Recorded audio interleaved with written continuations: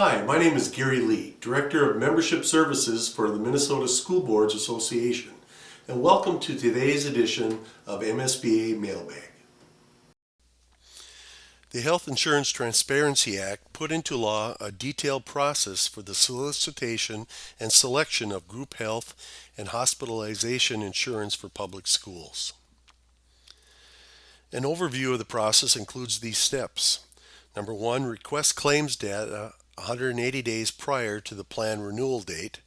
Number 2, issue a request for proposals or an RFP no later than 150 days prior to the renewal date and to a minimum of 3 providers, of which one must be the Public Employee Insurance Program.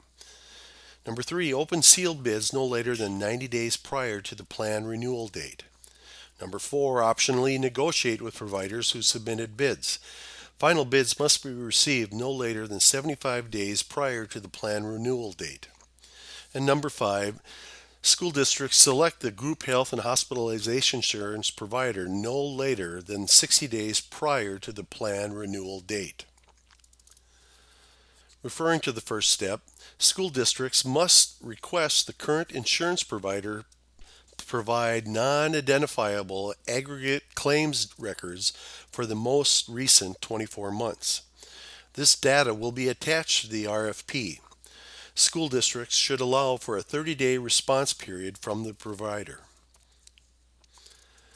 Step number 2, MSBA recommends that the RFPs request an appropriate amount of detail so the school district can make an informed decision. A sample RFP can be found on the MSBA website under the Resources tab. These RFPs must be issued no later than 150 days prior to the plan renewal. The sealed bids must be opened no later than 90 days prior to plan renewal. Statute states that up to 3 representatives of the school district's largest labor unit may attend the bid opening. The statute is silent on whom the school district can have at the bid opening.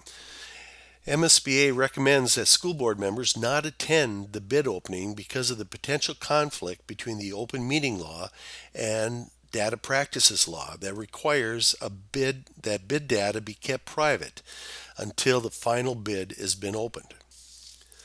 MSBA has provided an analysis tool which can be found in the MSBA website under the Resources tab to assist school districts in their analysis of the submitted bids. This tool attempts to simplify the analysis process and convert the submitted information into a comparable format. School districts may or may not continue to negotiate with providers who submitted bids. If the school district does not enter into additional negotiations, then the initial bids are considered the final bids.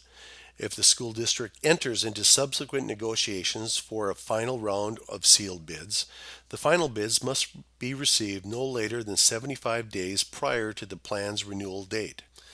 Once the final bids have been received, all the data becomes public. The school district must wait 15 days after the final bid opening, but no later than 60 days prior to the plan's renewal date to select the provider. MSBA suggests that the completed comparison tool, along with commentary, be the substance of the rationale. Please see the Frequently Asked Questions document on the MSBA website for additional information. Thank you.